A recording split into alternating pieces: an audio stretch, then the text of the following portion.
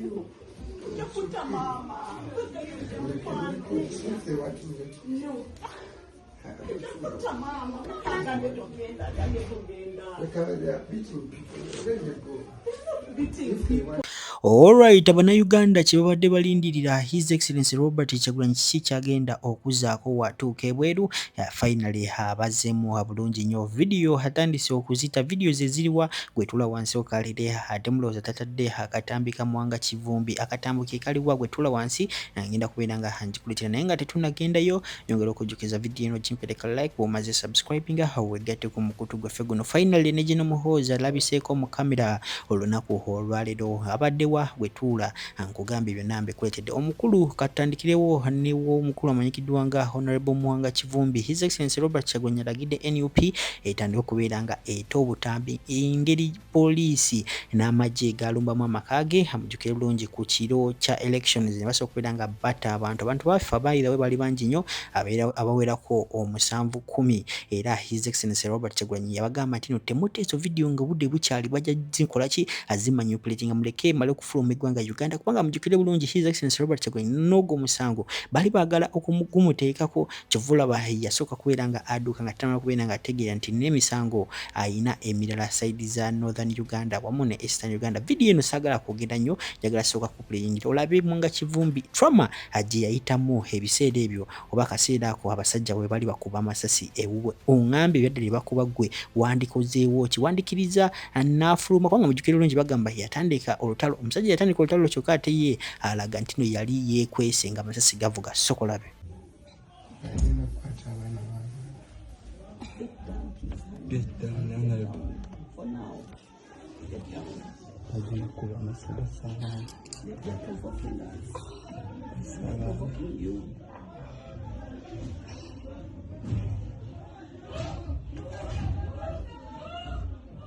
Yes.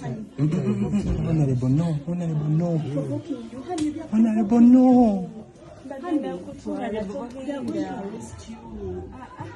Honorable, no. Honorable, no. No. Honorable, no. No. Do it for me. No. Honey, do it for me. Your mom has told me to tell you not to do anything. Do it for your mom. Honey, do it for your mom. Honey, do it for your mom. Honorable, no. Do it for your mom. Don't forget your mama. Honorable, no.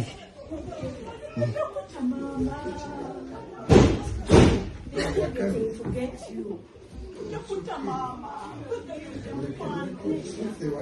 No. Utakuta mama. Atandikidewo. Because they are beating people. Where they go? Beating people. Honorable, no. No. Honorable, no. No. Honorable, no. No. Honorable. They are beating the people. No. Gyalafoomu bazaagaliza president bagenda zitwala gyalafoomu bazaagala bagenda zitwala gyalafoomu bazaagala gyalafoomu bazaagala. Give them what they want. That's what they want. They want you to come out and they want the boys to fight because you're out.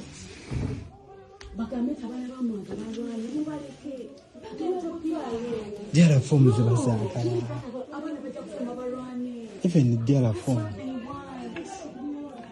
Honey, that's what they want. Don't fall into their trap. Mommy said, oh, why atadde away. Number two, mommy. If you don't be for yourself, don't be.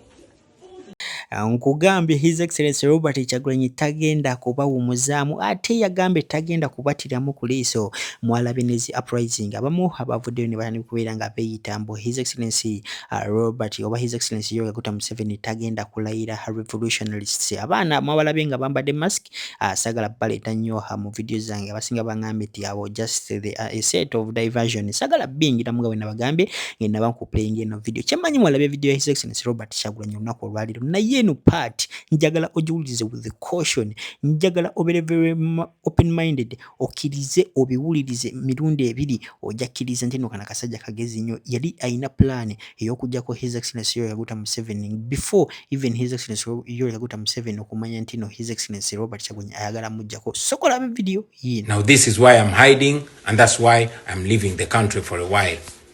We decided to fight back, not only within the country, but also internationally. And among the things that we hope to pursue are targeted sanctions against Museveni and his enablers.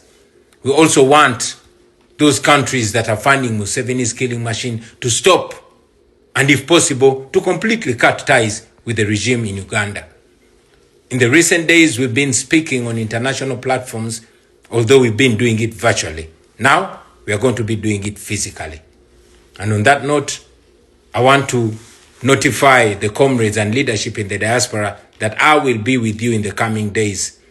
Let us prepare to lobby, to mobilize, to organize and push back.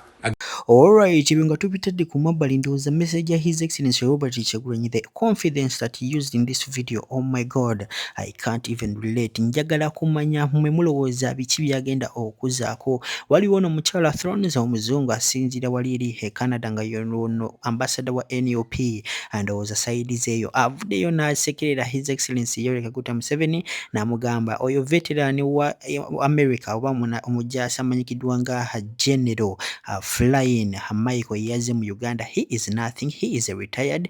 Temugenda kanga Abana Uganda, temugenda balaga nti no emukologana na America entuufu teyagala kumanya ebyammwe. Mujjukira bulungi tino olunaku olw'ejjo Donald Trump yavuddeyo n'ategeeza aba terrorists, n'ategeeza aba presidents bonna mu nsi yonna muntu yenna oba president yenna akolagana ne Iran wa kukwatibwa wa kujja ku ntebe. Awo wenyini mujjukira bulungi His Excellency Yoweri Kaguta Museveni ye president wa NAM ate NAM Iran mweri. Kitegeeza ki anytime from now bana basajja abazungu oba Donald Trump ajja bakolako. Bino si bigambo byange, musooke muwulirize omukyala Thrones ng'abiisaawo tumaye tweyongereyo n'omukulu Uptop Boss kugambe mu maaso awo kyabakoze. Well, General Muhoozi is entertaining today General Michael Flynn of the United States.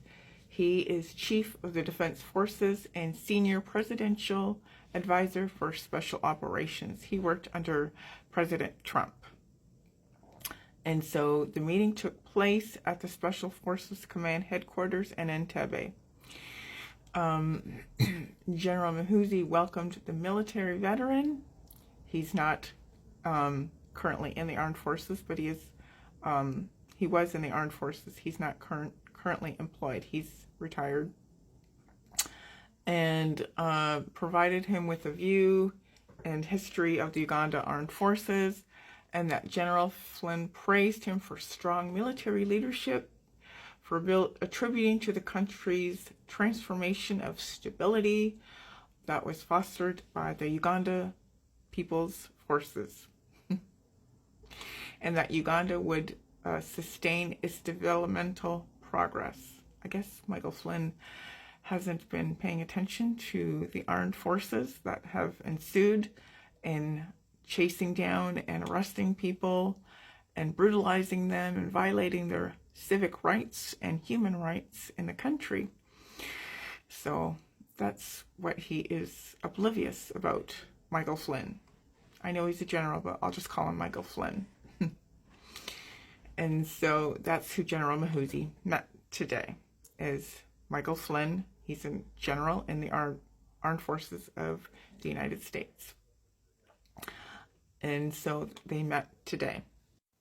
Michael Flynn's career spanned, is the highest ranking military officer. He served in the 45th presidency of the United States under Trump as a national security advisor. So Michael Flynn is a retired rank of the military in the United States.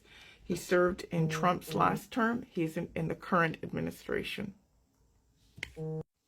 Now, I'd just like to say, I don't mean any disrespect by not calling him a general, but he's a former general.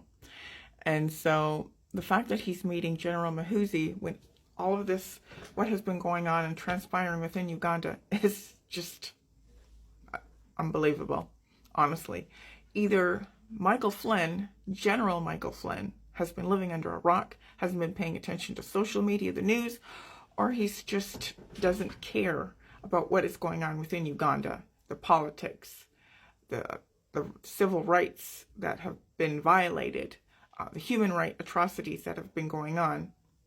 He can't be this blind, he can't be this dumb, he can't be this stupid to meet with the general about this. But they're both generals, and I think it was about that, meeting somebody of the same rank.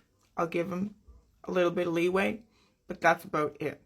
Because otherwise, there's no way that he doesn't know any of this. It's just a political...